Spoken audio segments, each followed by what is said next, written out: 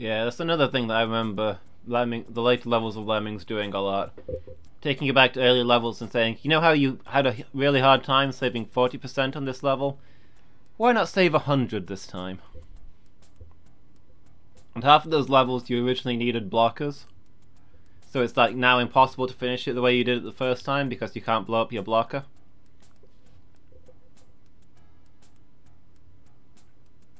And some of the levels you actually do need a blocker, and you need to have figured out the weird glitch that if you destroy the floor under a blocker, he starts walking again. I swear that game, finishing that game actually involved using its own glitches, which I guess makes them not glitches and intended behavior.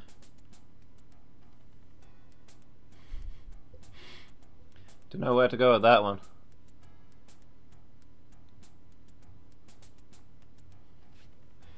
Is that enough dragons for you, Lady Meow?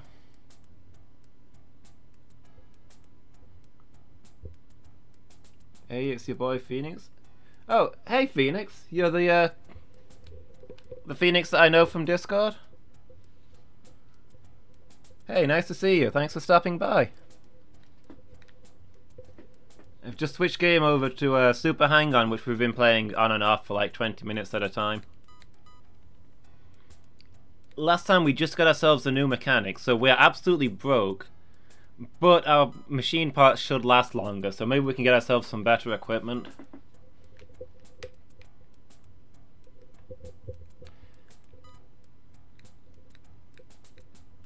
You'll get faster, as for you, you're out of reach.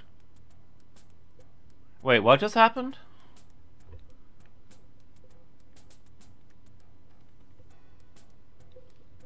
Like the Bethesda thing? Is this a bug or a feature? Yes. Fair enough. Yeah, Wolfie's here too, Phoenix.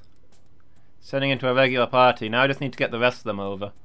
If I could get all the Discord people in, I could probably hit, like, affiliate in a day. Need to get those 50 followers. Alright, what is happening here? We've got new dialogue.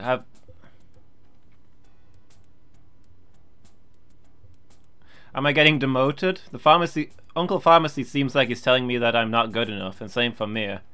But it seems more likely that because I've got a good win-loss that they're promoting me. Okay, yeah.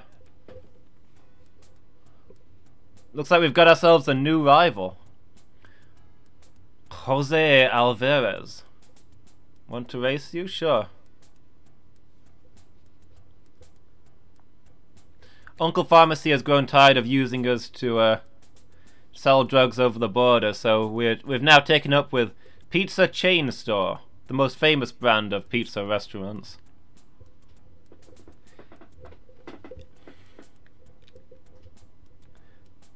I've ended up homeless on the street, and this guy with fancy hair and a single rose has decided to take me in. Not sure if comfortable, not sure if I have a choice. Pizza bunker. Good old Pizza Chain Store. I believe we're on a new map here as well. Accident, your muffler fell off. I forgot about that. Our muffler has been broken for like 6 months, Phoenix. As far as I can tell, it doesn't actually affect the performance of the bike in any way, so we just can't afford to replace it. I'm not holding down the acceleration button, that is why I'm not moving.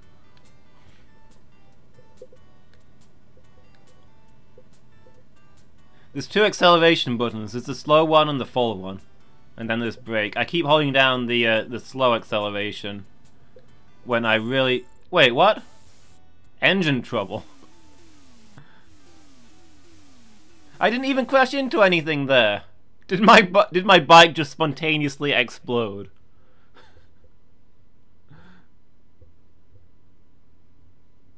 My bike just blew up for no reason in the middle of the road. This does not say much about the skills of our new mechanic. See your smoke? No, I did not see your smoke. I didn't see a dang thing because my bike exploded. 300 is mine. So I think Uncle Pharmacy only gave us 200 when we lost a race, so we've gone up in the world. John Pizza Chain Store is giving us 300 for advertising his brand. I think we deserve more, because we're probably all over the news after exploding 3 seconds into a race.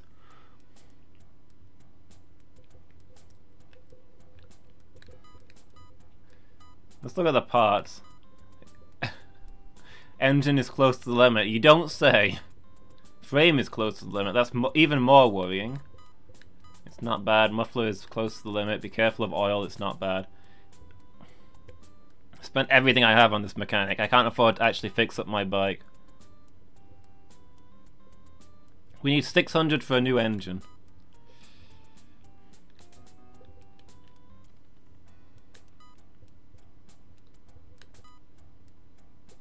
Can we actually race without an engine? Will it go well enough for us to start the next race, or is it just going to explode again? Yeah, I can't start my bike. we didn't cross the starting line. But we did get 300, so we can buy a new engine. I think the frame is about to go. Probably the next time we crash. Hey, being a bike racer is hard, guys. See your smoke.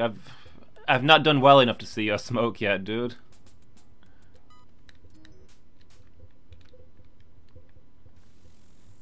So we learned something today. Apparently if you don't fix up your engine, it'll occasionally just explode for no reason.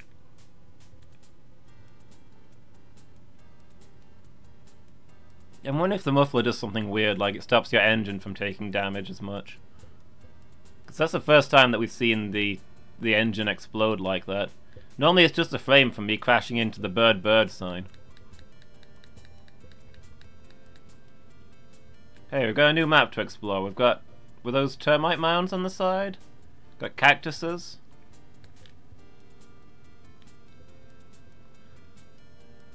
Hold on. 300 bucks for 3 seconds of work. That is about 360,000 bucks an hour. Lovely wage. I'd be content with that. Oh boy, I'm dodging cactuses. I'm off-roading, guys. Sounds like an ideal job. Heck yeah. Hey, I would love to not cross the starting line in races for that kind of money. Cacti, yes, thank you, Phoenix. Cacti, not cactuses. My bad.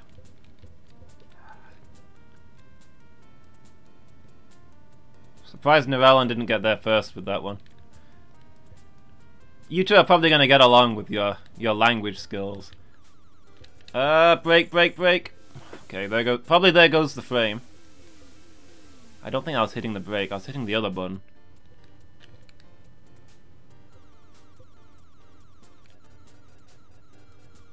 Can we... Didn't want another hyena incident, that is fair. I don't think my brakes are working. The brakes are probably about to fall apart as well. I'm not turning very well. Didn't want another hyena incident. Yeah, the hyena incident was a thing. That's fair. I like to think of myself as a fairly good word guy, but you know, you guys are the expert. Which is particularly impressive for Phoenix, because I don't believe English is your first language.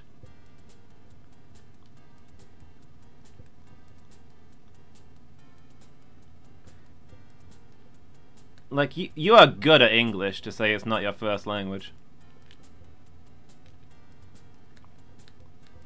Beyond fluent.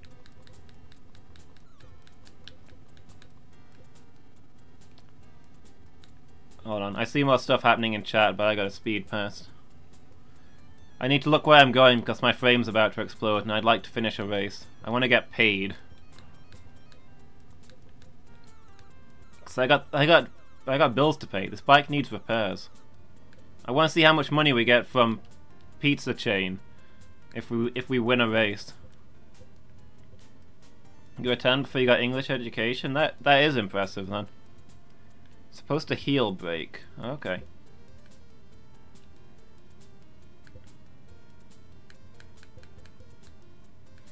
I'm not sure what heel braking means. I've never had a bike.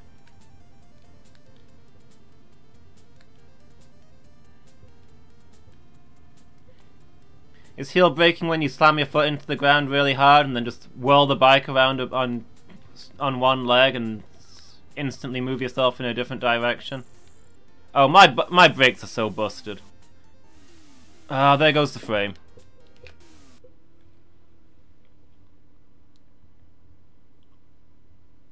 Stomping your heel into the asphalt to stop. Fair enough. Pretty much what I was saying then, just without the anime.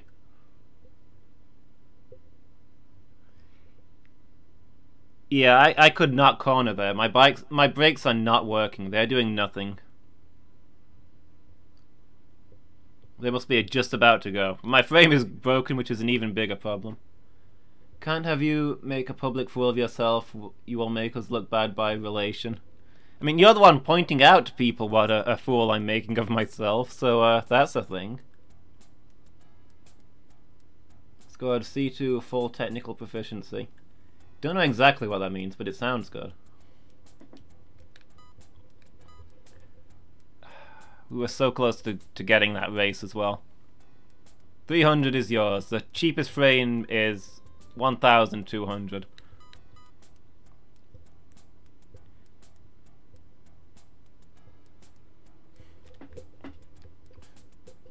Three races and we've not crossed the finish line. Several of these races we've not crossed the starting line. I feel like John Pizza Chain is probably going to end up kicking us back down to Uncle Pharmacy. It's an international standard for your language comprehension in a professional environment. Okay. I thought that was like what your school qualifications were called at that time. In your country, but if it's an international standard I should probably recognize it. I didn't though. I can't do anything until I've gotten 300 from not crossing got enough 300s from not crossing the starting line to be able to pay for a new frame.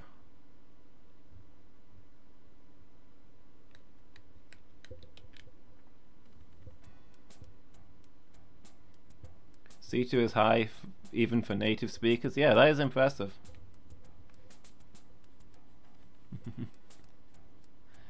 Okay, good night, Lady Meow. Thanks for watching. I appreciate it. Hey, you were there for most of the main event. Oh boy. We did in fact get kicked down a league. We're back to our original rival and Uncle Pharmacy now. That's embarrassing. But we still have the better mechanic, so we just need to get that new frame.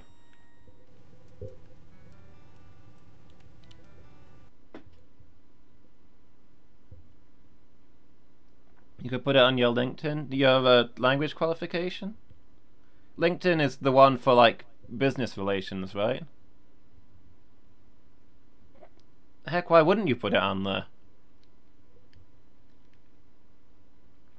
English is like the closest thing to a global language. Being able to speak better than fluent English is a thing to be proud of. Hang on. Uncle Pharmacy gives us 400 for losing. The leveled up guy only gives us 300? Why was the other guy giving us less money at a higher level?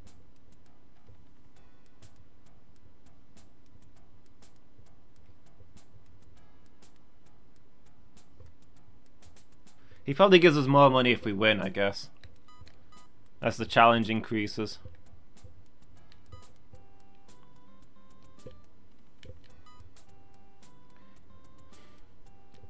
Big Pharma is better than Pizza Bunker. Yeah, that break is about to go. Uncle Pharma has enough pride to not want us to fail. Maybe.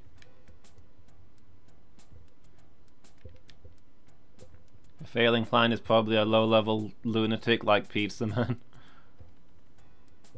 Uncle Pharma is secretly a socialist. We're fairly sure that Uncle Pharmacy is actually using us to smuggle drugs across the border.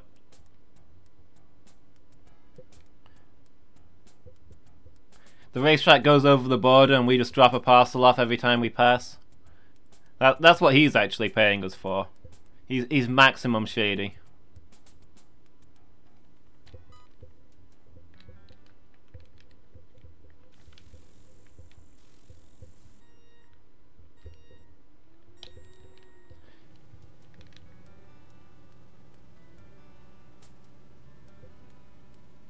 Okay though, we've got a fixed up engine, a fixed up frame, we've got a better mechanic.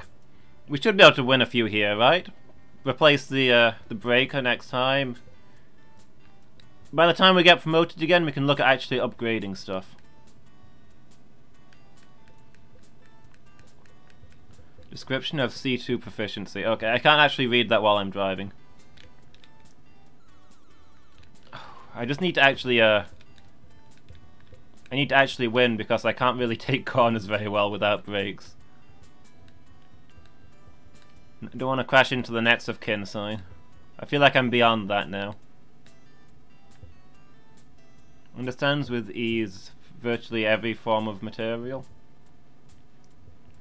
Is what I'm getting there? Yeah, that is impressive.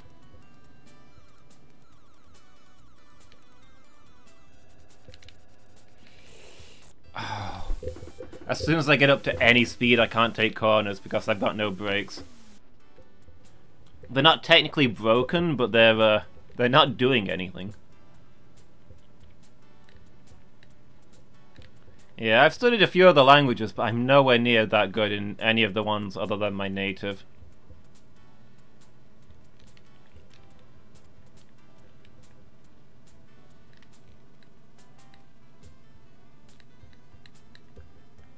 Languages are hard. I'd like to learn more, though. They say that for building up like raw brain power, there's no kind of exercise better than reading a language. Well, learning a new language. That's the best thing for boosting your intelligence. But at the moment it's finding time. I'm really busy these days. I'd kind of like to learn British Sign Language. I feel like that would be useful and interesting, but... maybe next year. Maybe next September I'll look for a course. Eat your vegetables and trees, apparently. From French-speaking Africa? Yeah, that does sound difficult. How close is it to... like, is it the same language as regular French? And it's just a difficult accent, or... is it like speaking Spanish in the Americas? It's got a lot in common, but it's not really the same language. Their own French accent and dialects. Okay. Learn Mandarin. I was trying to learn Japanese for a while. For quite a while, actually. I went to a weekly evening course for Japanese every day for like 5 years. I was pretty decent at it by the end. I've not had a chance to practice for ages. See, my teacher moved back to Japan, and I couldn't find another teacher in the area, which was a real shame. 'Cause I'd have loved to keep it up. I feel like my Japanese has gotten really clumsy. 'Cause you can't... it's not the same studying it on your own. You need people to talk to and work with.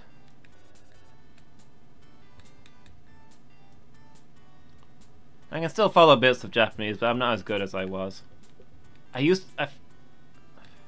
don't know. I feel like I used to be really good at it. My teacher said, you know, I'm not fluent, but if I lived in Japan, I'd be fluent in a month, is what he told me. I think most of the time you have to live in a country to get fluent in the language. Please. I'm gonna break my frame again before this race is done. Spanish example is a good comparison. Oh, Portuguese in Brazil, yeah. Fair enough. You can probably get by, but it's gonna be a lot more difficult.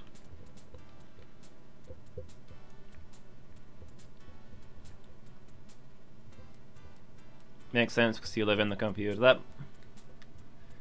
That must be one nice thing about learning English as a language, because you generally have a lot of access to it everywhere.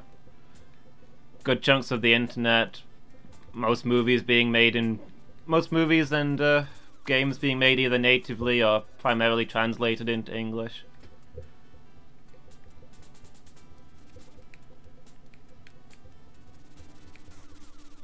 Like, I watch some anime in Japanese, but it's... And I've played some games in Japanese, but I don't know if it's quite the same thing.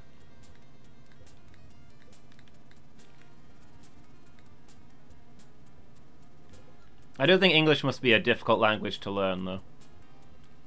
Or, like... I don't know. I'm talking as somebody who learned English, you know, as a first language, so I can't really... I don't really have room to talk, but my speculation is that English is a language where it's really easy to pick up the basics. So a lot of the time, you can just slap your words together in any order, and people will understand what you're saying. You might sound like an idiot, but people will get what you're going for. But then, there's so many irregular words and weird bits of language in English that it must be really hard to become a master of it. To reach that fluency level.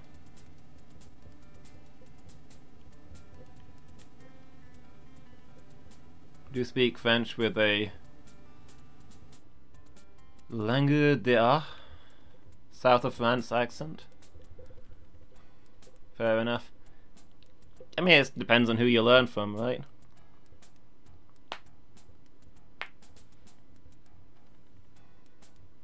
Learning Japanese from anime is like learning English from Star Butterfly versus the Forces of Evil.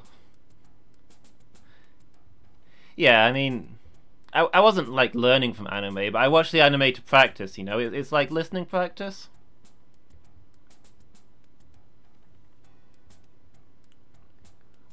Putting my shows into Japanese and having the subtitles on so I could just pick out the bits that I understood. It was quite hard to follow, actually, because Japanese has a lot of dialect stuff. Rather than having dialects by region, Japanese is like dialects by personality.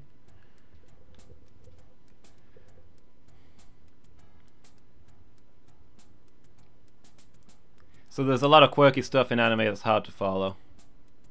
I think ideally I'd have to start with like watching really kids shows in Japanese, but I don't watch enough shows for it to be worthwhile to get into it. Hate German for having gendered nouns. Yeah. I studied tried to learn German for a while, but I could never remember the gendered nouns. Gendered nouns are also the main reason I've not learned Spanish, even though it's one of the biggest world languages. Just... any language with gendered nouns is not worth my time. It doesn't add anything. It's useless. It's a waste of good language.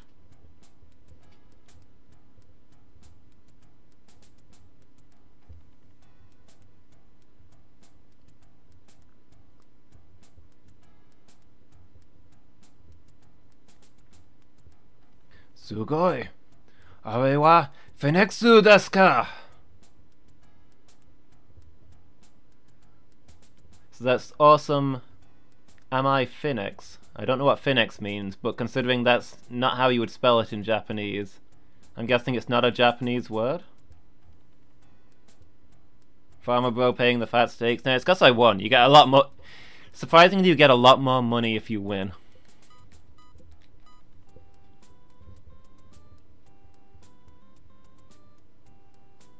English is easy because it only has one word for a and the. Yeah. Oh, Phoenix.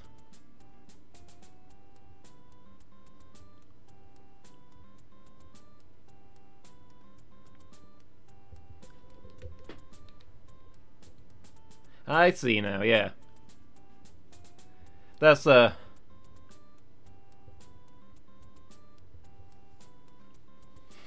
that's one of the fun things about Japanese when it's written in the when you get an English word written in the Japanese language, and you're trying to figure out what the heck is this word, and then you say it out loud, and you're suddenly like, oh, I get it.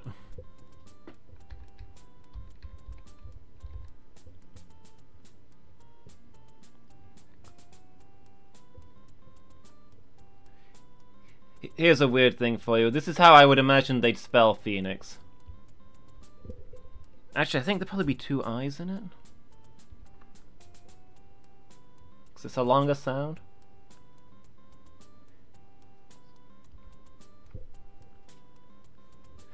There's no X in Japanese. So you make an X sound with a ku and a su. Akusu. Finakusu.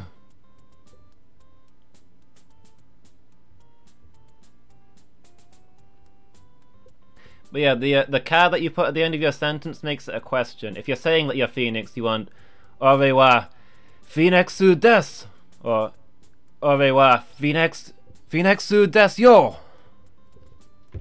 With a ka, you're asking if you're Phoenix. Yo is like an exclamation mark, and des is just your verb to end the sentence.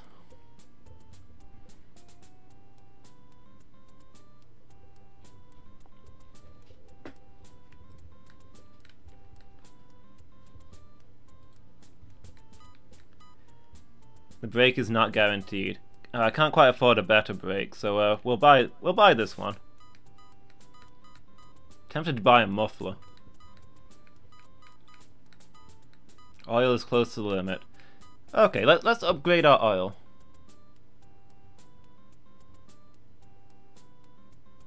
Desu ka zen wakarimasu ka? Zen? I'm not sure that zen fits in there. So des is the word for is, and it's a verb. In Japanese you generally end with the verb. Ka is literally a spoken question mark, and yo is literally a spoken exclamation mark. So yeah, wakarimasu ka is like understood.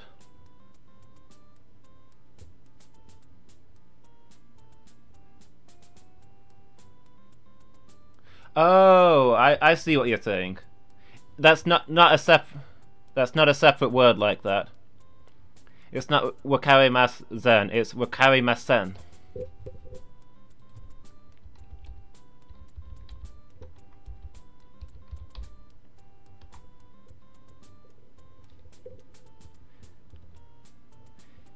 Yeah, the ending with the mas sound is positive, masen is negative, so wakarimasen is don't understand.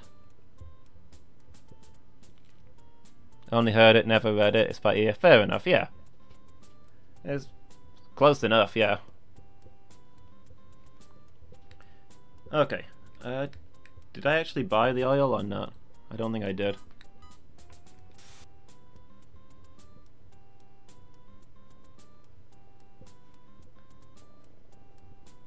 Yeah, I mean, if you understood it, then the exact details aren't vital. Be careful of frame. I better save up in case the frame breaks. I crashed a lot there.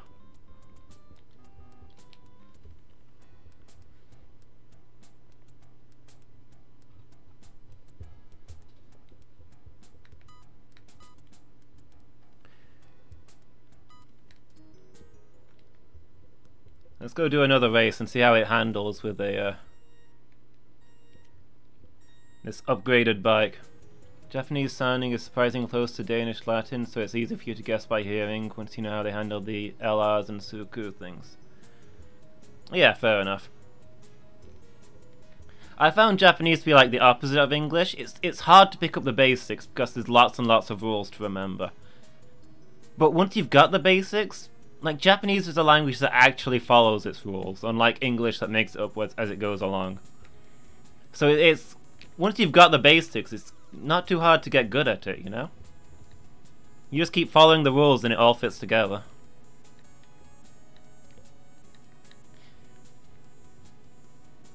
And I really like that it's phonetic, so you can look at any word written down and know exactly how it's said. That's so convenient.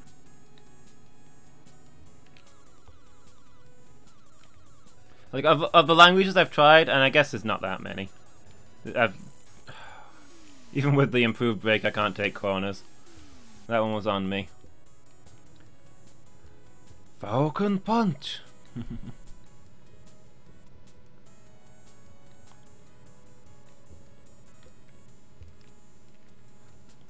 But yeah, Japanese was the best of the languages that I learned. If it wasn't for kanji, I would say that Japanese would be like the perfect language. Kanji are the fancy written language, because there's several written scripts in Japanese. Kanji is the most advanced of them. In kanji, like hiragana and katakana are the phonetic languages. Kanji is very similar to Chinese in that each letter is a word. And they are a nightmare to remember. Even most Japanese people don't know more than a third of their own kanji. They're so difficult to learn and remember and use. They look beautiful, especially when you start to understand them. They're poetry in motion, but it would make me sad to get rid of them. But if Japanese wants to be the perfect international language, that needs to go. The other scripts just more practical. When you get down to it, language is not about looking beautiful, it's about letting people talk to each other, you know? I hit the bird sign. I'm gonna break my frame. My frame is broken. Spectacular. Wonder how the Japanese vocabulary compares to English. Japanese has fewer words because context in order gives meaning instead. Yeah, Japanese was developed a lot in isolation. And also, Japanese, like about 100 years ago, the Japanese government underwent this massive project to like rewrite their own language, get rid of the useless old words, make everything work smoother. Not a lot of languages have done anything like that, have an actual modernization project to sort out their language. So that gives a lot of quirk to Japanese. But yeah, Japanese has a lot less words that they've ganked from other cultures.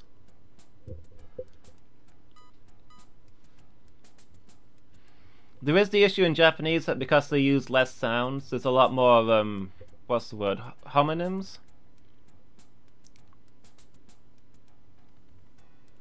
Words with different meanings that sound the same.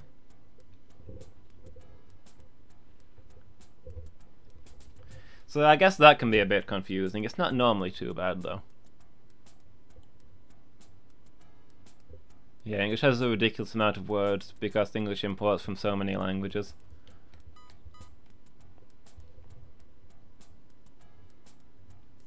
The Meiji Restoration, yeah, exactly. A big Reformation thing. Homonym. Yeah, homophones, that's the word I'm thinking of. Homonym is the, like an insult, isn't it?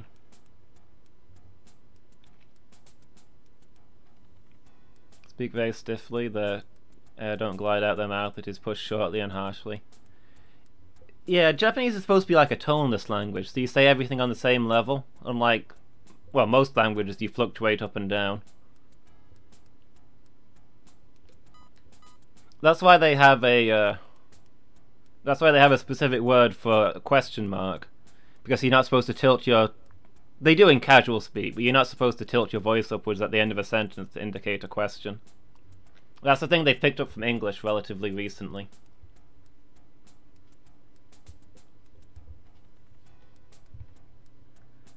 I'm just looking at the way you two are finishing each other's sentences. I should not have allowed you two to interact.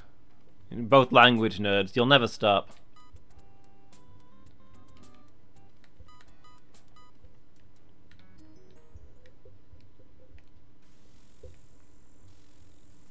In other languages, if you speak in a rising tone, it's a question. If you speak down, it's a statement.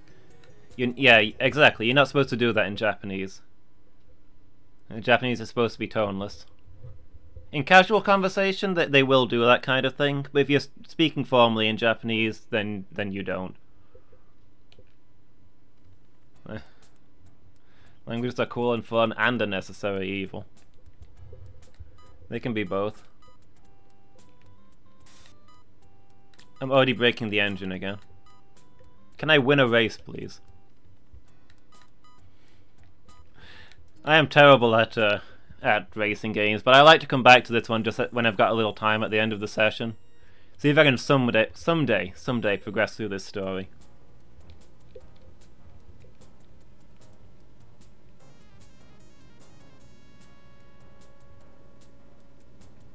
Trying to eliminate natural human psychology.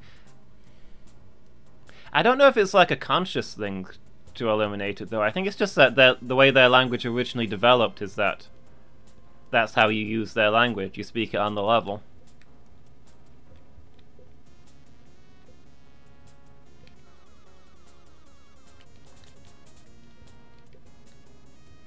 That's traditionally how it was spoken.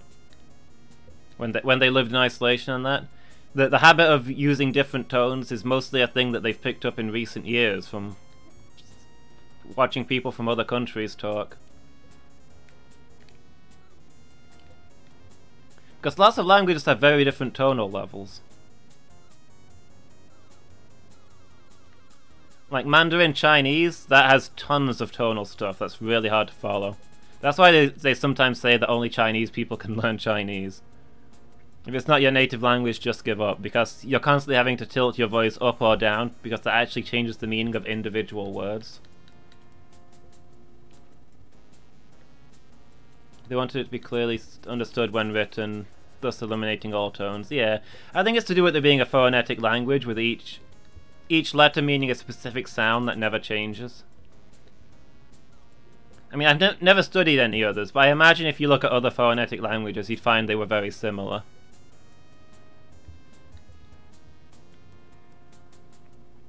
A letter has a specific sound, so you're not supposed to change your voice while you're reading that sound.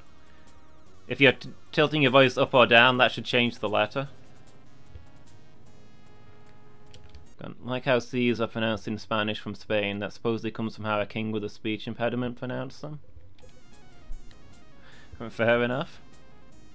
C is the devil's letter, kill it and introduce S and K only. Yeah.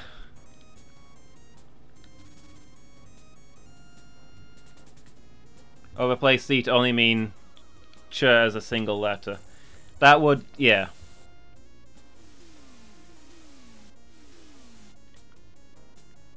If I was being given free range to rewrite English, those are legitimately changes I would make. It's the other thing that makes the language look uglier but actually work better. You don't need a C, everything else, S and K cover it. Ch is more important than C. Ancient Greeks has a letter specifically for ch and no C. Yeah, reasonable enough to me.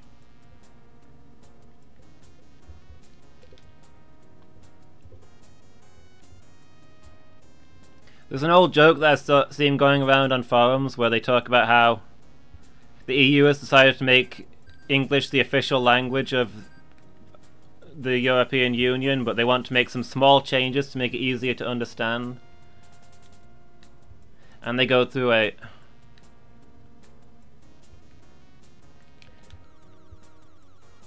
a bunch of different things, like T's are now pronounced with D's, there's no C, there's only S and K, and so on, and the ends with a sentence written in the new English that says like, "Und now the language be easy understood," or something like that. I can't remember exactly how it goes.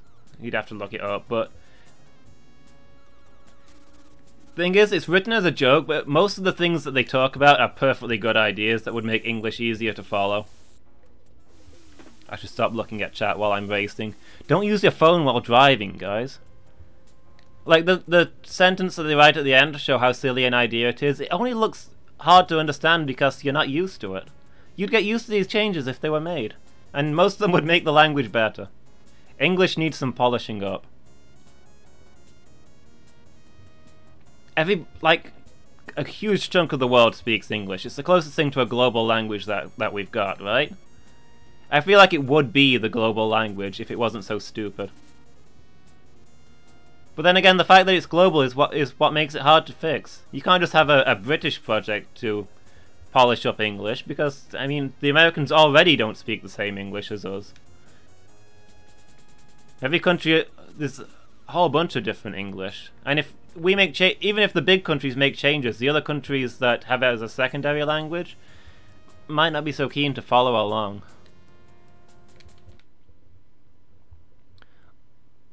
Und now they are all speaking German to begin with. Yes, that's the alternate punchline. I've seen it both ways. Sometimes they say now it'll be easy to understand. Sometimes they say that now we're speaking German all along.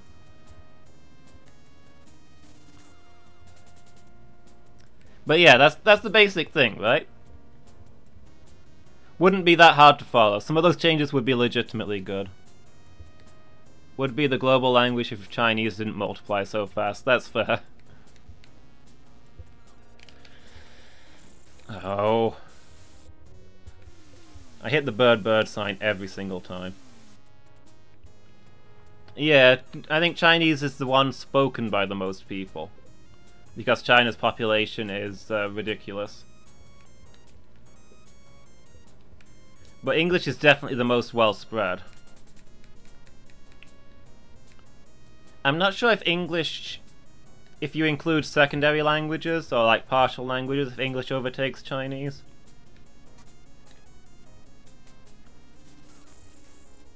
There goes my frame again. This is... I need to stop reading chat whilst racing. China, Spanish... Is there more Spanish speakers than English speakers? That can't include like secondary languages, surely.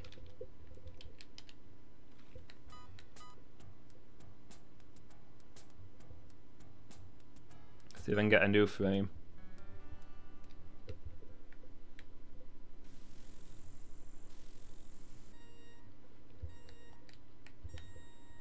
Oh hey, Castellesia 1. Thank you for the host. I was actually about to finish for the night, but I can stick around a little longer, I guess. Currently just playing Super Hang-On, and I am painfully broke, and my bike is also painfully broke. So I'm starting races and not crossing the starting line in order to get enough money to buy a new bike.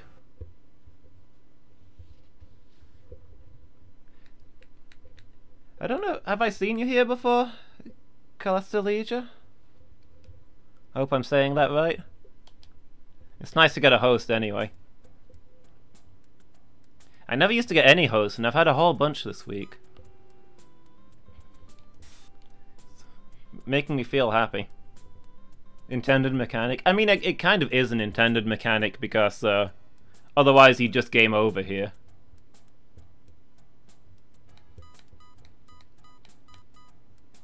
But yeah, I do remember playing this as a kid when I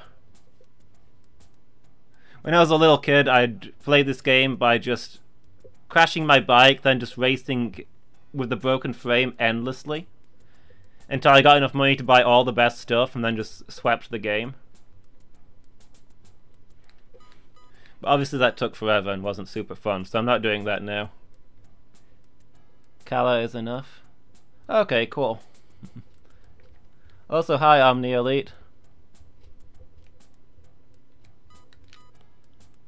Welcome to the stream.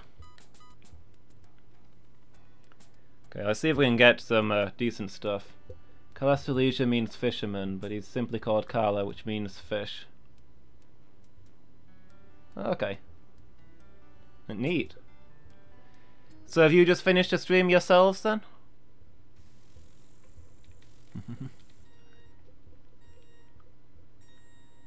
You've been playing, have you come here from a similar retro stream? You're in for what may be a disappointing view, I'm afraid. I am terrible at racing games. But I like to keep coming back to this one because it's got like the progression thing. When I've got 20 minutes at the end of the stream, I like to pop this on for a little bit. If I've finished whatever game I was already playing. Playing some Amiga? Cool. How did it go? Straight into the first sign, honestly. Can't race to save my life. It's a wonder my biker is still alive.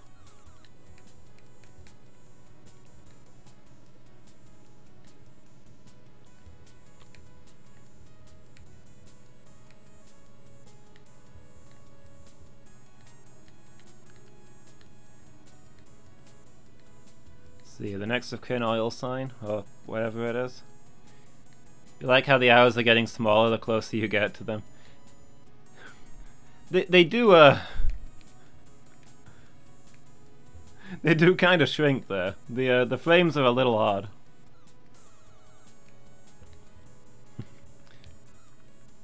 Finnish spotted. Phoenix is one of our language guys.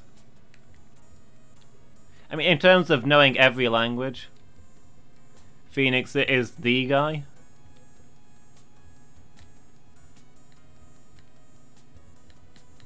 True Amiga quality. 1 bronze from Football World Cup, nice. Sports games, the other thing that I'm bad at. Occasionally I play like the Olympic games on here. Usually doesn't go well for me. Wanna be finished? Finish him. Putting a lot of pressure on you. Every language. How many languages do you speak?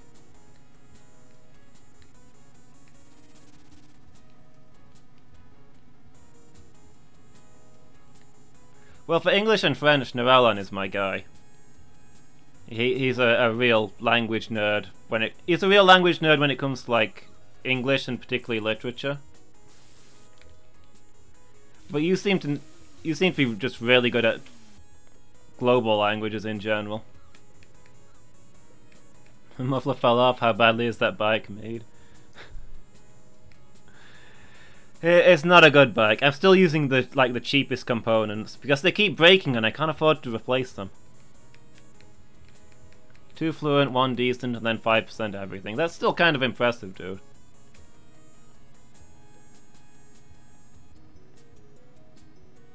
I've got 1 fluent, 2 decent, and then like 0% of anything else.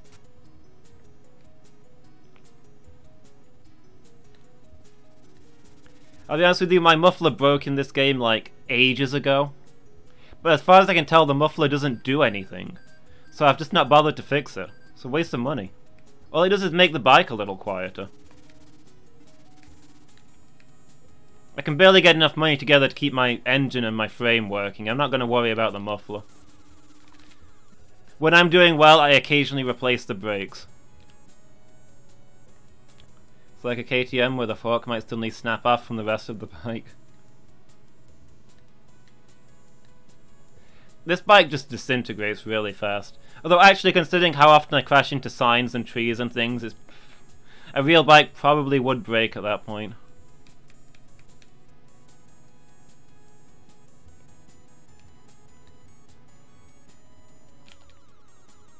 I pry my knowledge of everything. Oh hey, Narellan, you're still here. Sorry, I thought you'd left. Okay. We didn't hit a tree. 1 fluent, 2 decent, and all sorts of random bits. I'm probably talking myself up too much by saying 2 decent.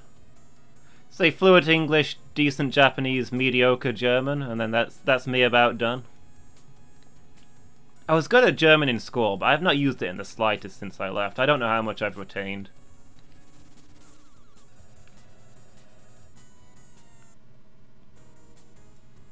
I got a decent GCSE in it, though. 2 fluent, 2 decent, and lots of randoms. Nice. I want to learn more languages, but it's really hard finding the time. I was talking about this earlier. Particularly at the moment, because I'm trying to stream more, I'm doing a YouTube channel, and I've still got my regular work and a bunch of other things going on. I'd have liked to start a new language this year, but it just wasn't happening. Really hoping that next September, when new school years are starting, I can find a place that maybe does British Sign Language in an evening. I'd love to learn sign language. And it would be useful because my day job's in a hospital. We get deaf people in sometimes. It's no wonder my frame doesn't survive. Oh, there go my brakes again.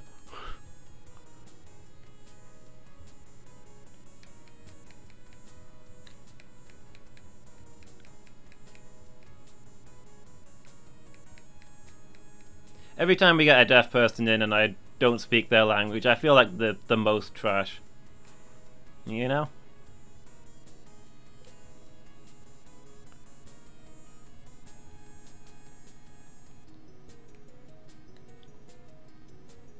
Actually, usually we can make ourselves be understood because British Sign Language is really intuitive, but It's not quite the same. So your occupation, you should actually learn German, Russian, or Italian, but are you in engineering?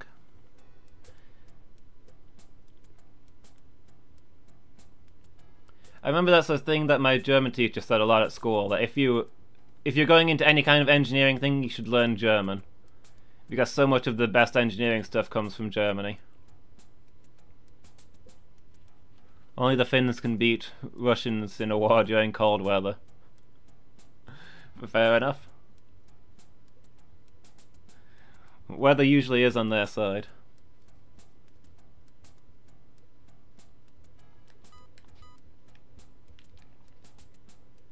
Yeah, so usually when we get a deaf person in, we make all kinds of gestures, and they see. Here's the part that really kills me. Right? They seem so delighted when I try to talk to them in their language, like they've never considered the possibility that I'll try and communicate with them. How bad is that you have to be happy that somebody's even trying? That's why it would make me happy to actually be able to speak sign language.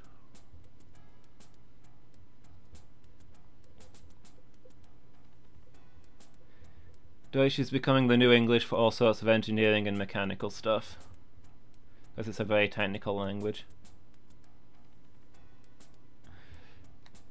German is a gendered language, which upsets me. The dirty das thing, just get rid of it. You only need one word for the. German would be a perfectly good language if it wasn't for the gendered nouns. I don't like any language with gendered nouns. That's the reason I've not tried Spanish. Spanish would be really useful, but it's just not worth it. Love how German has those big words made up of other words. That is true. German does have some cool, ridiculous words that are just words crammed together. Okay, what can I fix here with the money I've made? I guess we replace the frame? Oh, but the brake really needs fixing. Don't use German in programming languages. Germans have this brilliant idea that their language is good enough to replace English in programming languages, which makes it impossible to work with them.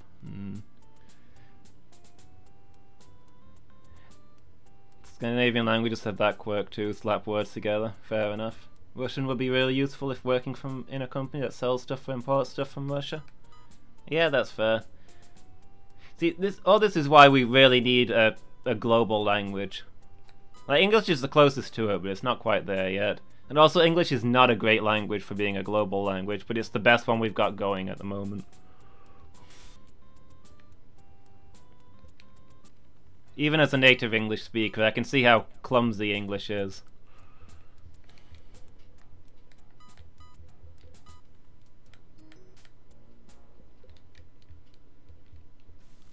As I was saying earlier, if I had to pick a global language, I'd probably go for Japanese but drop the kanji, because that just seems like the most sensible language of the ones that I've tried. But it's not global enough. Germans are really good at messing stuff up.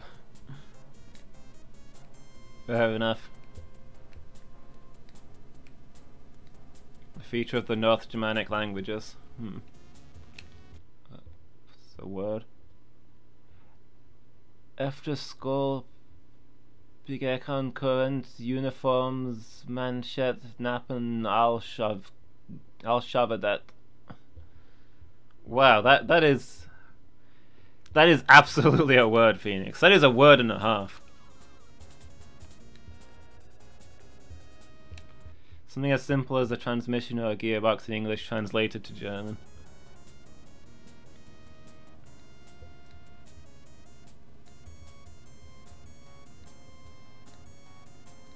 Honestly, it would make sense if German was more international than it is. And gearbox in German, Doppelkupplungsgetriebe. It's just a little bit longer. The top of the cufflink on high school girl contestants' uniforms. Wow.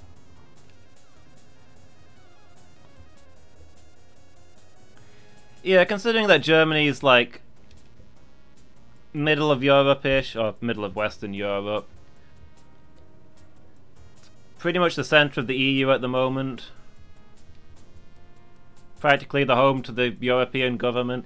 It makes sense for Germany to be more international than it is. I guess it's because of various things with German history that it's not taken off, but I can see where that would frustrate them.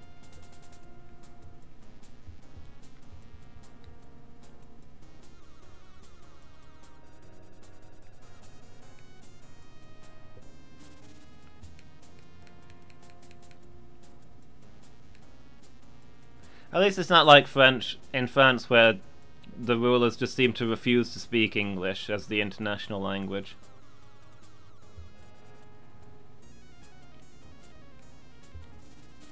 Like, if you ever watched the Eurovision Song Contest, every country gives their numbers and their introduction in English apart from France. And France always does terrible in the Eurovision Song Contest, and I think that's why. I think in their minds that they're giving it to England by not using our language. And fair enough, we shouldn't expect them to use our language, but for everybody else that's their second language, you know, everybody else uses that too. They're accidentally spitting in the faces of everybody else in the Eurovision Song Contest by using French and expecting people to understand. English is the language that the other countries want things to be said in so that most of them can get it. Also, my engine blew up again. Ouch. Just in the middle of the road. The engine's never exploded before, and now it's exploded twice in a row. And my brakes are going as well. I am broken. Omelette du fromage. I was about to say that I'm the elite. It's the only French I know, and the only French I need to know. Omelette du fromage. Omelette du fromage. Okay, I can replace my engine, not the brake. The horse devours, yes.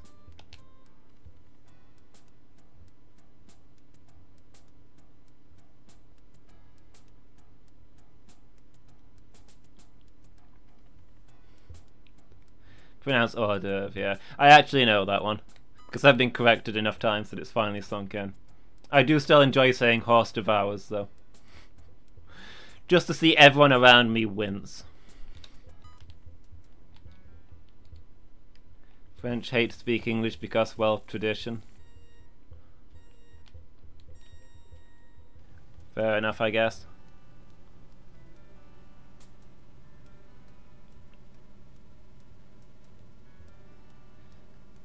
H, S, and D are silent. French hates letters.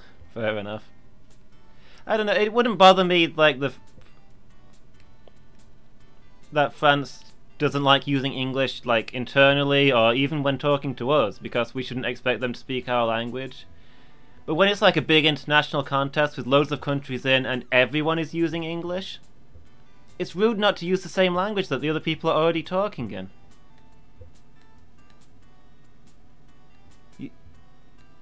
Like, spit in our faces if you have to, but don't spit in the faces of the other countries that have done nothing to upset you. That's kind of the part that gets to me.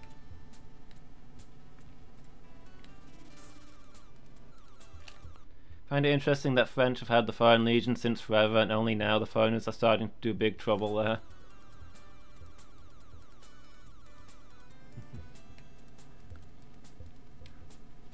What kind of things are the Foreign Legion up to then? I've not seen that in the news or whatever.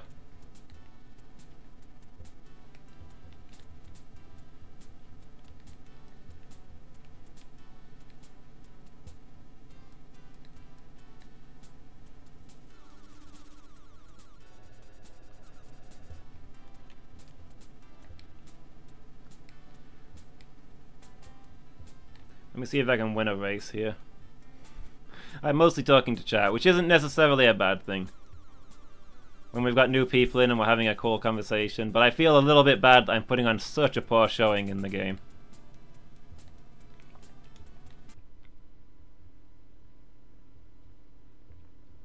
Eurovision is childish politics anyway. Russian contestants booed off stage because of Crimea annexation, as if the contestants decide where Putin sends the guerrillas. See, I kind of had the opposite opinion on that. Because, even after the Crimean annexation and after all the other things going on with Russia, oh, it's so hard to take corners when I've got no breaks. It's like they were still inviting Russia to be in the contest, even when they were practically invading Europe. And they say, you know, don't boo the Russian contestants, Eurovision isn't about politics. Eurovision was founded for politics. The whole idea was to bring people together, to encourage peace. Politics is the reason the Eurovision exists. If you're not going to encourage it to... If you're not going to use it to encourage countries to not invade each other, then what is the Eurovision for? If Russia can't play nice, they shouldn't get to play in the Eurovision.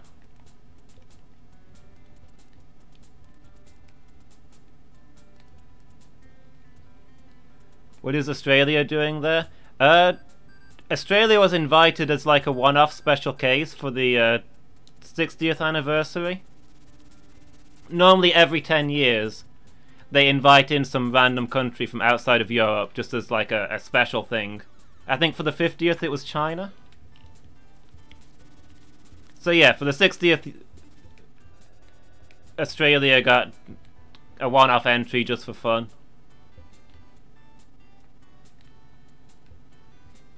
But the thing is, Eurovision is really, really popular in Australia because it starts in the mornings over there. So people get up and they watch the Eurovision before work, and it's a whole big deal over there. So since having Australia along worked so well, lots of people watched it, lots of people enjoyed it. They decided to make it a permanent thing that Australia could just keep playing. Which is fair enough, I guess. It's just for fun. Turkey has 1% landmass in Europe. Technically Russia is either Eurasian or Asian. Yeah, Azerbaijan, Russia, well, maybe not Russia or Turkey, but Azerbaijan, Israel and Georgia are definitely not European by regular standards. Turkey and Russia could make arguments. I'm not quite sure what led to Azerbaijan and Israel and Georgia being let in. But they're not that far out of Europe. It's not as big a stretch for them to be around as the others.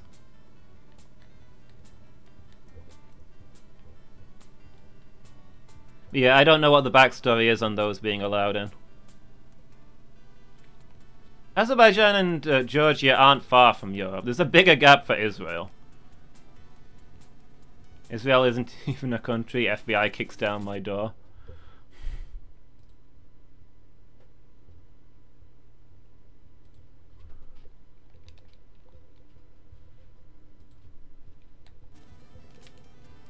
Australia's there, why isn't New Zealand or South Africa there?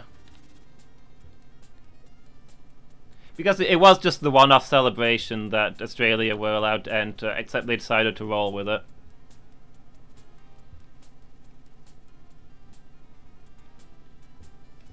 The others might get in for the next 10-year celebration, I don't know. Look at that, I was braking from miles away and I just couldn't stop. Or Canada. I think...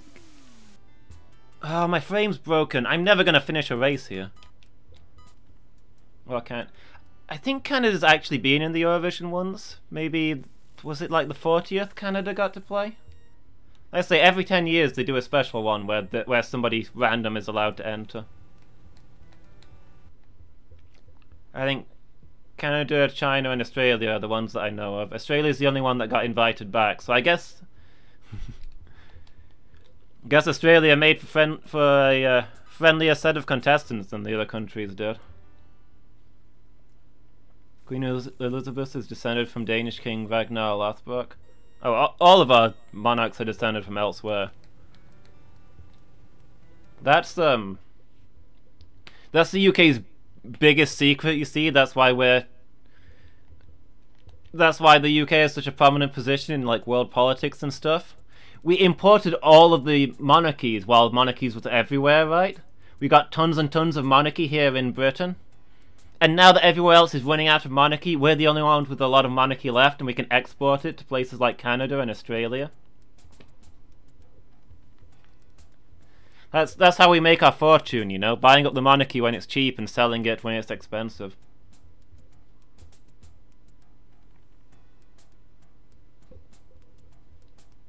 But yeah, Australia being allowed in was nothing to do with them being like an English colony. It's just because they're a big country, that Eurovision is popular there, and it was a special one-off celebration.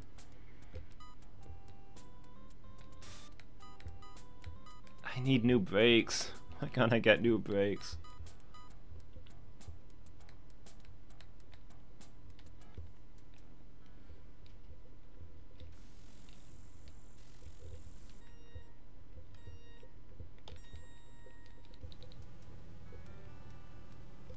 I need to actually win a race here. I need to pay enough attention to win a race. One off Korea for K-pop. Did Korea get to enter? Maybe they did. Was that one? When was that then? I don't know. I was really into Eurovision for a little while, and I've not watched the last one or two. It started to feel a bit awkward with the international political situation.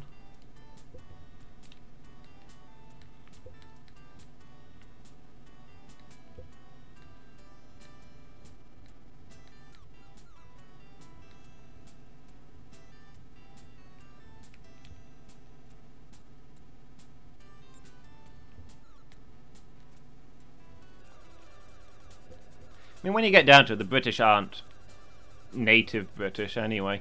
Oh, I can't turn corners.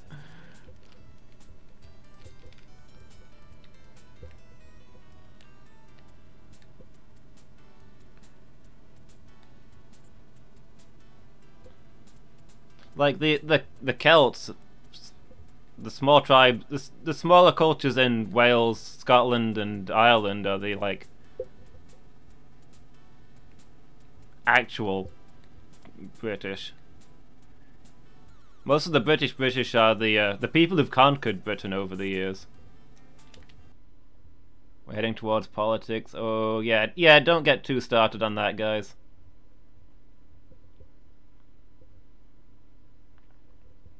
Meanwhile, in Spain, there was a long time of Christians and Muslims living next to each other, and nobody had problems with it. The thing in Spain was weird historically, because like Spain was really strongly Christian. The government was very forcefully Christian.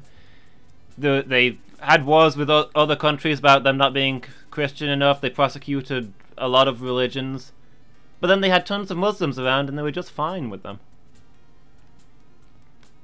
It's weird that it worked out that way. But yeah, let's not get too far into modern politics. I don't want to be doing that in my chat.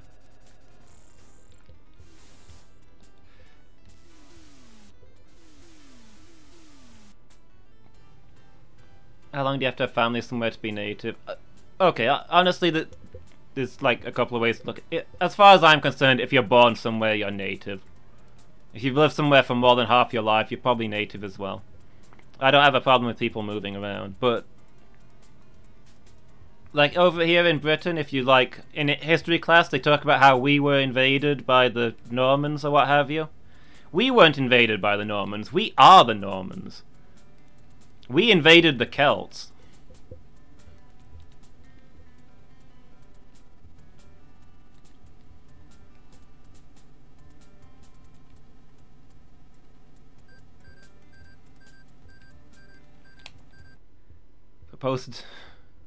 Post-medieval politics, propose a marriage with the Duke of Normandy.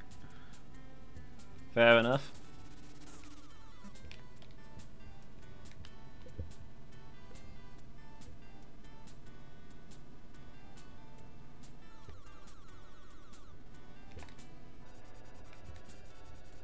The Normans are settled Vikings. Norman means Northman. Yeah. The various times we've been invaded by Vikings, Normans, Saxons, etc.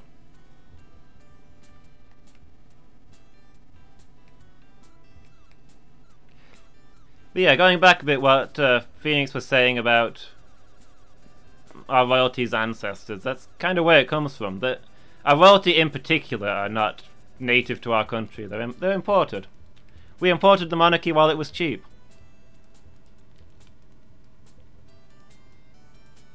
Imagine a world where Napoleon would have won.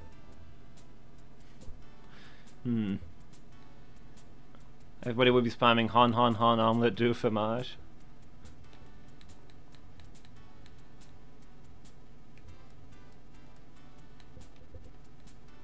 Any of you guys ever read War and Peace? It is mostly not a good read.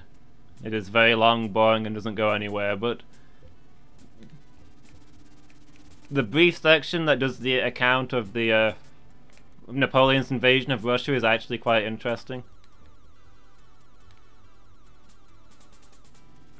He conquered everywhere else, but he was just not ready for how Russia would fight. They were not following the conventional laws.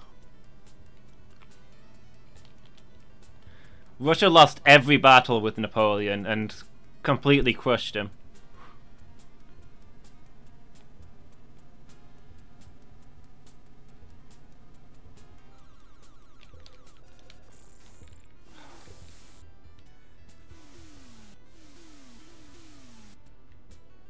I hit the bird sign every time.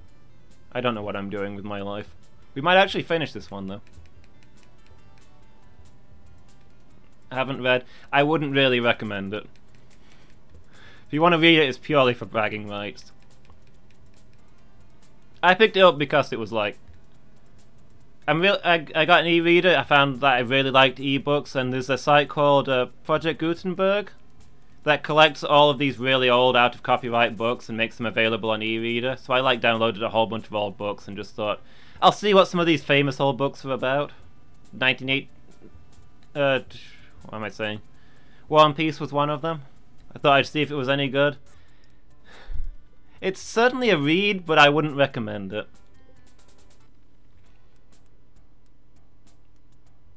1984. I actually read that in school.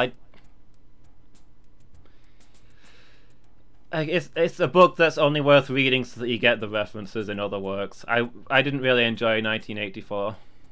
It was too over the top. Russian war tactics equals Zerg for the swarm. That's not what they did against Napoleon, though. Napoleon should have left some of his huge army behind instead of trying to upkeep it and fall for the fake Russian attacks. Yeah. Didn't they burn Moscow just to not give it to Napoleon? Yeah, that's basically where Napoleon was defeated, right? Napoleon had gotten a long way into Russia, and ideally he should have stopped there because his supply lines were getting too long and he was in trouble. But Moscow, the Russian capital, was just around the corner. The Russian soldiers were on the run. He figured he could take Moscow, steal all the supplies from there, and then stop. That would be his new border. And he thought he'd crush the Russian army on the way in, right? The Russian army didn't fight him. They just retreated, let him have Moscow. Except they burned down Moscow on the way out. They destroyed their own city so Napoleon couldn't get it. So Napoleon reached Moscow like he wanted, but then there was no supplies there. He had nothing to feed his men. He was out of supply line. He didn't capture anything. His whole army was starving. So even though he had the better army, his army was disintegrating. So the Russians just sat there, waited for his army to survive, because their army was fine. They were used to the winter, and then they just swept back. Napoleon had to run away even though he had the better army, and they just chased him all the way out of Russia, killing people off the whole way back. Napoleon just wasn't ready for it. Nobody else fought like that. He was expecting decisive battle, and the Russians never gave it to him. There were hardly any actual fights in the whole war. Moscow was nothing but a village back then. Yeah, it was like... Petersburg was where the nobility lived. That was the rich country. The rich capital. Moscow was the official capital. Petersburg was the political capital.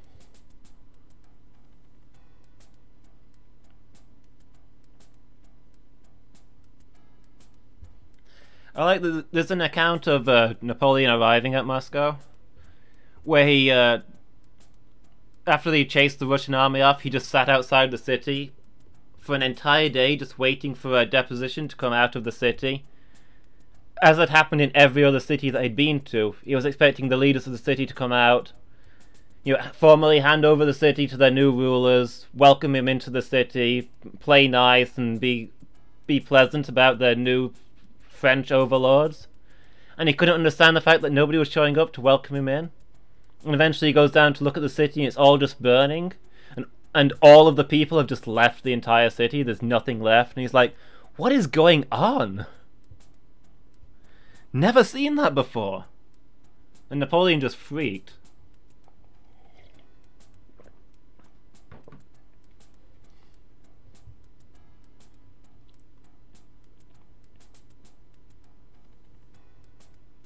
And you enjoyed 1984, Phoenix?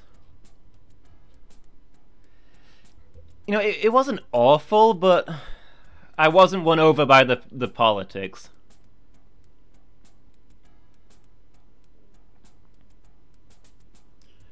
Particularly the part where it pauses. Also, the part where it pauses halfway through while the guy reads another book was not good storytelling. And I didn't find the story it was propelling to be... I didn't find the story it was telling to be kind of believable. It was alright, but eh. I think it's one of those books that's... one of those stories that's famous because nobody else had written it first, rather than because it was good on its own merits. Only good thing Napoleon caused was that the Russians took Finland from Sweden. I don't know much about that part, so I will try and not get into that. Sevilla in Spain should be the real capital of Spain. That gives the real picture of Spain. Madrid is the political capital, yeah. Sweden had 80,000 soldiers in Finland, and the Russians attacked with 20,000 soldiers. Shot from multiple directions to make the Swedish think there were more Russians than there actually was. The Swedes put up the white flag. Fair enough. I do enjoy hearing stories of wars that are won with by being actually intelligent. Fled? What did I say, Phoenix, instead of fled? Did I say fleed? I shouldn't have said fleed if that... I know better than to do that, but I maybe said that anyway. Common rule of attacking is to attack with at least 3 times the defender's manpower. Yeah, they say that having your defense as your fortifications doubles your strength. So if you only outnumber them 2 to 1, then you've got a fair fight. 3 to 1 to actually have odds in your favor. Did I say fleed? I apologize for that. I should know better than to say that. The frame's about to go again. See, I win a race, but my frame's so damaged that I have to spend all my money straight away.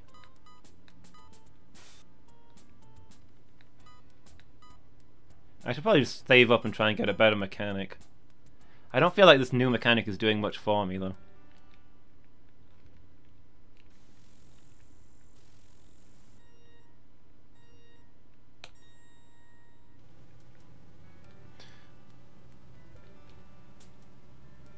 Swedes would have easily beaten the Russians in Finland, but Swedes got beaten earlier against Russians the same century. Fair enough. Sometimes I feel a little bad about how little I know about this historical stuff. I mean, it's not a thing that they really covered in school, you know? It's something that I'd have to specifically make time to look up and read about. I know it's like little bits. The things I've read about I know quite well, but then there's whole areas where I know nothing about it. Swedes were beaten so badly their king took refuge in the Ottoman Empire, and so the Swedish Empire ended. Ouch.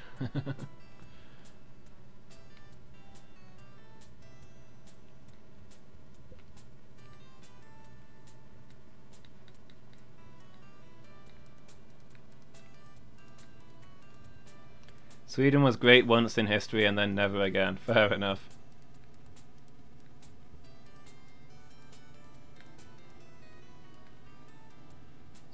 Ottomans, so you don't know any other nation that can lose 1,000 ships during one battle. That is an accomplishment. Not something you're proud of, but something that probably gets you an achievement on your scoreboard.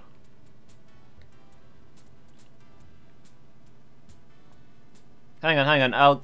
Actually, no, that's not a battle. I was gonna say the Mongolian Empire. Because they lost all those ships attacking Japan, but that wasn't a battle, they just sailed into a storm. Japan set their gods on them. The divine wind. Only when the Sultan themselves went to fight with their Janissaries on their side, they took terrible losses.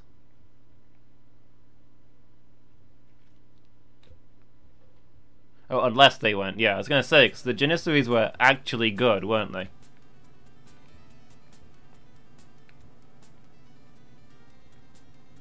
The weird foreign soldiers that they'd collected from everywhere and then trained from young ages and who weren't afraid to try new ideas. Super modern, super elite. Mongolian Navy, what? China, not Mongolian? No, it was the... It was the Chinese Navy, but they were ruled by the Mongolian Empire at the time. So this was when the Mongolian Empire had taken over like all of Asia. They twice tried to invade Japan using the ships that they'd captured, and both times a horrific tornado showed up and obliterated the navy. And the Japanese called it the kamikaze, the divine wind. Unsurprisingly, it... How does that happen twice and you don't think that it's because the gods are literally defending you? That's a crazy thing to happen. The unstoppable army twice gets wrecked by the weather.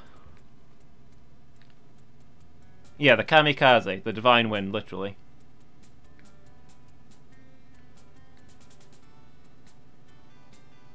That's what they named their people after in World War II. The idea that the gods would save them. Somehow Mongolian Navy sounds ridiculous. It kind of does, but...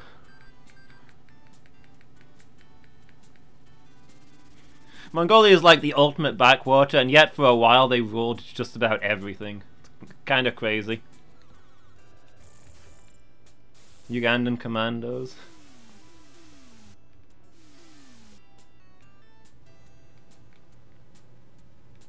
Arigato Kami-sama.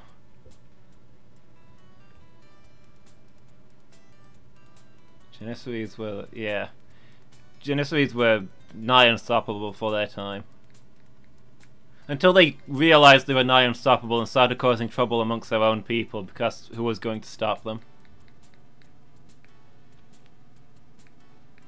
Japanese propaganda? I mean, it kind of was propaganda in the sense that they were shouting about how they were undefeatable because their gods would save them, but honestly they probably believed that their gods had stepped in to save them, because nothing but that incredible storm could have saved them from the Mongolian horde.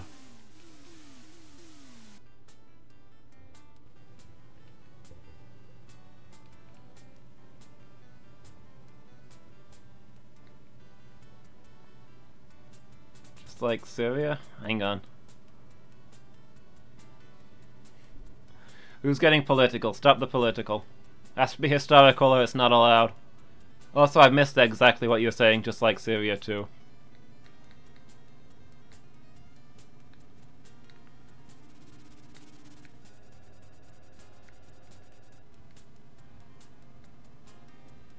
Yeah, the ancient Mongolians were like the World War Russia.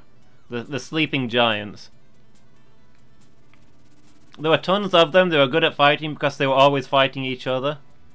And then they stopped fighting each other and suddenly they were everybody's problem. Took over everything from Pacific Ocean to the Belarusian border, yeah.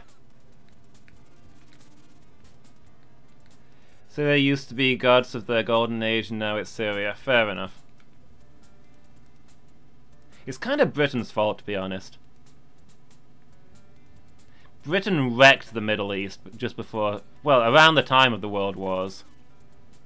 We really made our bed over there, is all I'm saying. Oh, wow. I can't finish a race. It's mostly because I'm reading chat and paying zero attention to what's going on in-game. And also because I'm really bad at at racing games in general, but I've done nothing. This whole night I've gone backwards. I was on a better course before this, and I'm not there anymore. Now America is currently wrecking the Middle East. They're not super helping. But they're only having to do it because we made a mess there first.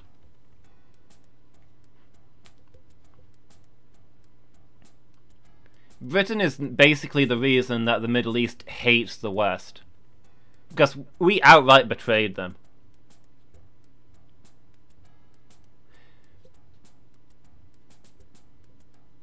In World War I, the Middle East were kind of a British possession. And we promised them that we'd liberate them and set them free from our rule if they helped us in the World War. So they all joined in. People put their armies together. People died fighting in World War because we promised them freedom. And then we tried to sell them to Russia. That was our idea of freedom. Sell them to Russia because we can't keep them, but we can try and make some money off of it. I mean, that's just an awful thing to do. That's outright betrayal. Just selling them into a different kind of slavery. So they ended up rebelling against us, and now everyone there hates us, and it's Britain's fault. I don't agree with what the Middle East does these days, because hardly anybody in Britain was alive when this deal happened anymore. You shouldn't hate modern Britain for what historical Britain did, but I get it. We screwed up hard. But it's not a proud moment.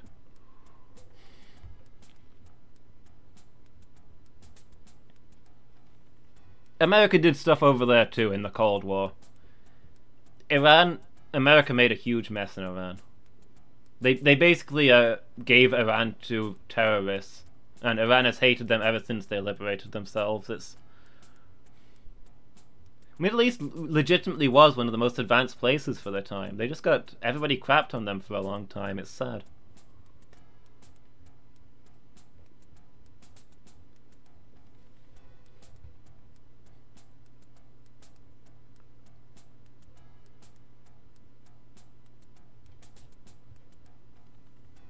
Americans actually aimed a nuke at Finland. In case of nuclear war during the Cold War. I think they did that for everywhere. They had one. I'm pretty sure they had one of their emergency plans that they discussed was if Russia takes Europe, we destroy Europe so that they can't have it. Nuke all of our allies so that they can't get conquered. I accidentally bought a thing which I shouldn't have done.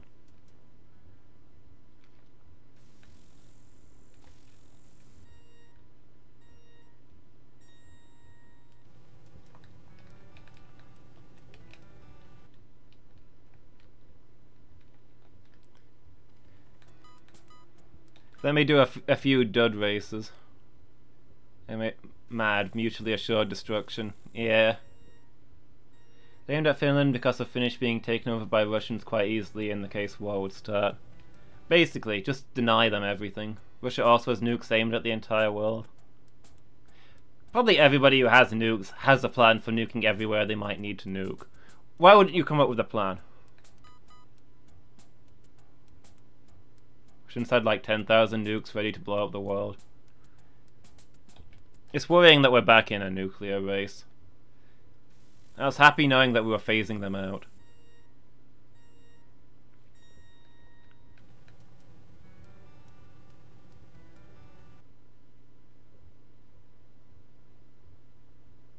Only American Russia has the...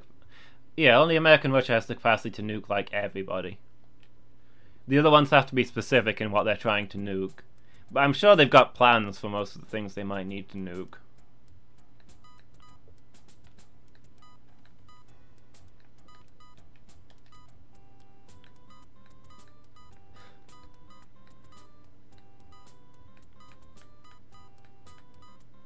I might just get a fully fixed bike here while I'm broken. Not a race, both have reached the finish line long ago. Fair enough.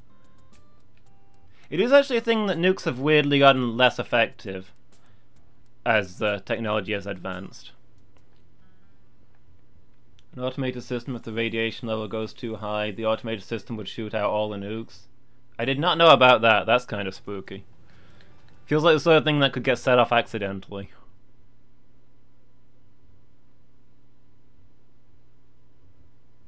How about China? It's a big country with lots of people.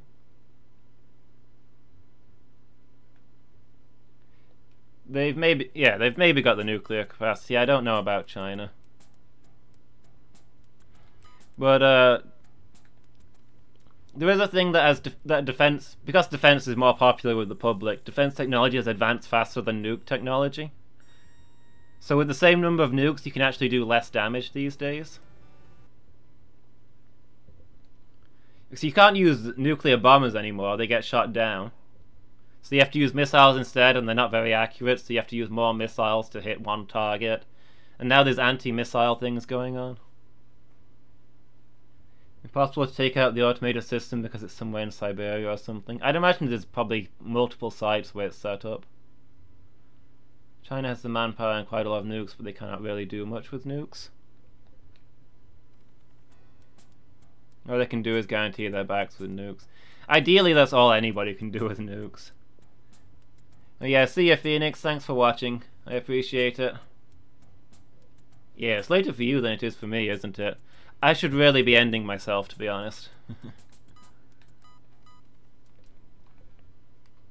I normally finish at 11 my time, and it's now 20 past 12. But hey, we got that nice host just before the finish, so I've stuck around.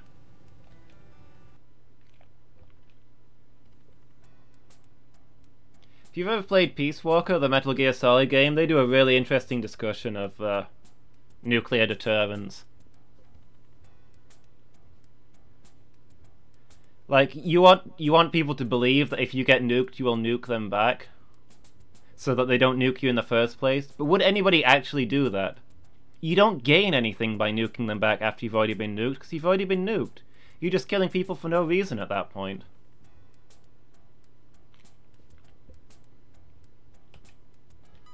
But you have to pretend, right? Because otherwise, they've got no reason not to nuke you first, if they know you're not going to fight back. In case of war, some have imagined that India and China would quite much fight each other and destroy each other's resources, but China would win in the end against India. Yeah, I have to imagine that China would stomp India hard. But then again, India would probably have more allies. India's probably more likely to get help in that kind of war. Europe versus Russia would be hard.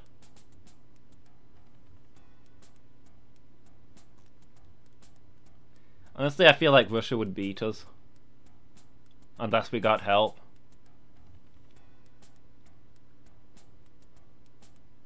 "10 minutes to confirm a nuke being launched at USA from Russia or Russia from USA." Yeah, you could get your nukes in the air while their nukes were still in the air. But that doesn't get their nukes out of the air. You're getting nuked no matter what you do at that point. Is it as the USA, is it worth killing Russians out of spite when you've already lost the nuclear war because they fired first? Or are you just like, roll with it? Game over, GG.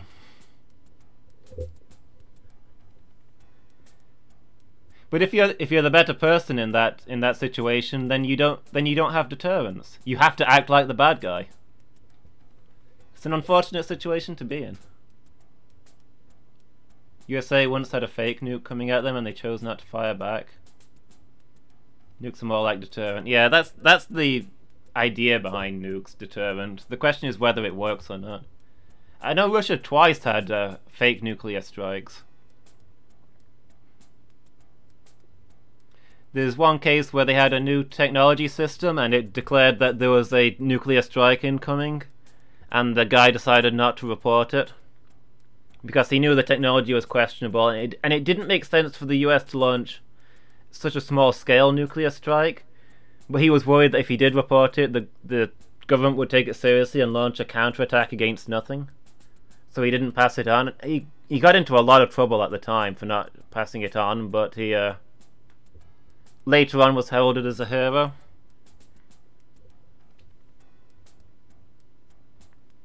American system detected a nuke launch which was not an actual one, and the system thought it was coming at them, but they were skeptical.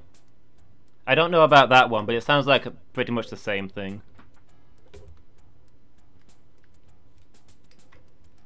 There's also a guy in the Cuban Missile Crisis, Admiral Petrov Apoli, I think his name was. Which is quite an interesting story. The Russian nuclear submarine patrolling off the American coastline. They're underwater, so they're not currently in radio contact with anybody. But they know that the last time they were on the surface, the Cuban Missile Crisis was in full swing, and it looked like there might be a war at any time. And a couple of American ships detect them.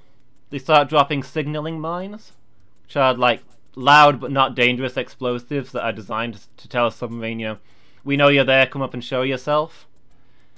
Russian submarine thinks that these are real mines. They mistake them for actual bombs and think that they're basically being shot at by American ships during the Cuban Missile Crisis. Everybody on board is convinced that it's now World War III. Nukes are being fired. Russia and America are at war. In that situation, their orders are to immediately launch all of their nuclear torpedoes at the American coastline. But on a Russian nuclear ship, the captain can't unlock the nuke codes by himself. It has to be the captain, the first officer, and the ship's commissar. The captain and the commissar put their codes in, but the first officer refused. And there was a raging argument, but he eventually convinced the ship to surface and surrender rather than nuke the Americans. So the ship surfaced, they discovered that there actually isn't a war going on, it's all just a big misunderstanding, and they've narrowly avoided starting a nuclear war themselves. I remember the American president basically says, you know, this guy saved the world today. This guy refused to launch nukes.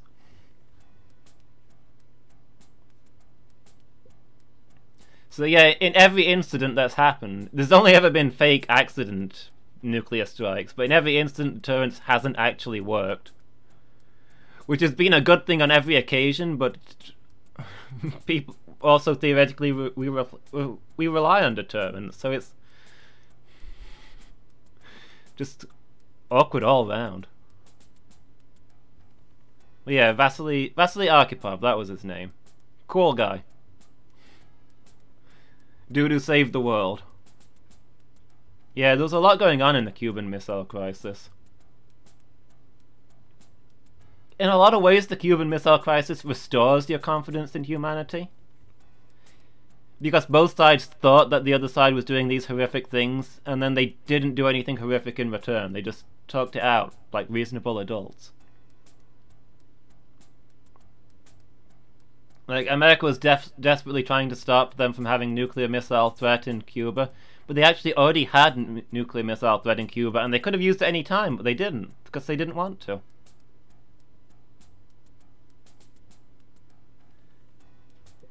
To be honest, there'd be nothing to be won from a nuclear war. Yeah. You don't gain anything. It's not like you can occupy this ruined territory or get much out of it. The only reason to start a nuclear war is because you think the other person is going to start a nuclear war first, which is where the deterrence comes in.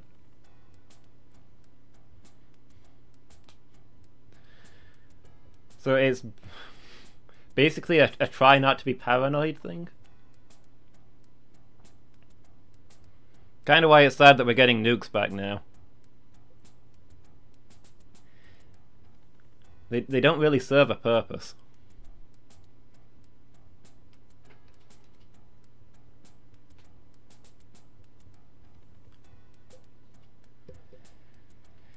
But I'm hoping it won't stick.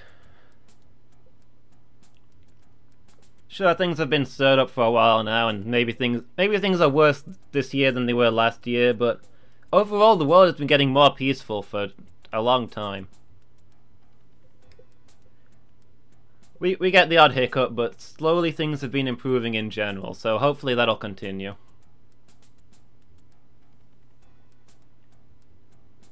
I wonder if the French nuclear silo is a real one, the one people think is under the Eiffel Tower. I don't know about that one, but I'm not convinced that they would actually have a nuclear silo under the Eiffel Tower. Kinda interesting that British only have like 100 nukes. Yeah, our nukes are pure deterrent. We only have 3 launchers capable of firing nukes. Each of them's on a nuclear submarine, and there's only one submarine at sea at the same time. At one time, the other 2 are in dry dock. It's literally just out there so if somebody does nuke us, we can do something back. It's a tiny bit of deterrence. The government keeps pushing to like decrease the number of nukes and the number of nuclear submarines, but we're kind of at the minimum. If we get rid of any more of them, we have to get rid of the lot, because otherwise it's just not a credible threat. There's no point keeping one missile launcher that's not in a ready state to fire, because it'll get wiped out before it fires, right? So we're down to minimum nukes at the moment. Been living in a weirdly peaceful time for a century. Yeah. I mean, even like World War I and II, they killed the most people overall, but the population was higher at that time. Percentage-wise, the World Wars killed less people than a lot of earlier wars. So for quite a long time, the average threat level of war and average deaths in war has been, for population percentage of the world, has been going down for centuries. Same for like diseases and poverty and all kinds of things. We get hiccups where we have bad things. World War I was definitely worse than, you know, the 10 years before it, but overall things have been slowly getting better for a long time. I'm optimistic that it'll continue. I think we're in a bad spot right now, but I think we'll get out of it. I'm hoping. Overall, it's not been a bad century.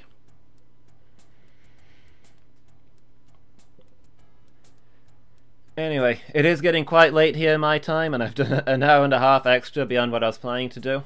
But I really appreciate really appreciate the host. I think Kala has gone. I don't think they've said anything for a while. But hey, that was a lot of extra viewers. I really appreciate that. And it looks like I got an extra follower out of it, which is nice. I'm hoping to build up to the 50 followers and become an affiliate someday. But yeah, thanks a lot for everybody who showed up. You've been a good audience. It's been a really interesting chat, actually. A good chat makes a good stream. In a lot of ways, you guys are more important than me for making a decent stream. World War I is World War II, and World War II is World War III. Napoleon versus British all over the world was technically First World War. That is true. That was a big war.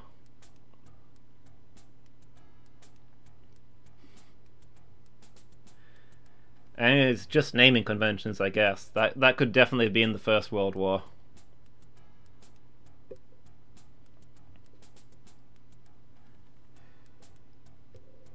Yeah, especially you, Omni Elite. Thanks for sticking around and talking to me and chatting with the others in chat. I appreciate that. I hope I'll see you guys again. The next stream I'll be doing is... I won't be doing another stream until next Tuesday. That's when I do my regular Pokemon stream. I've been doing a challenge run called a Type Lock,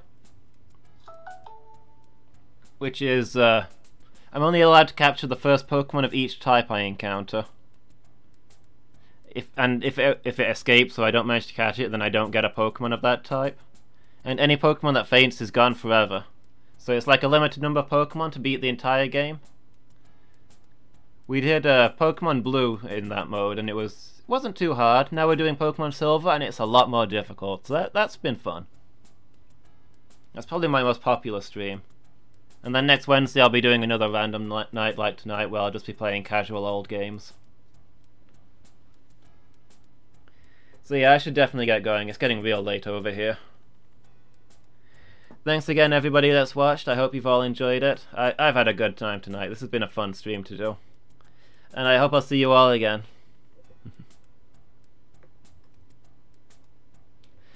Good night, everybody. You've been a great audience.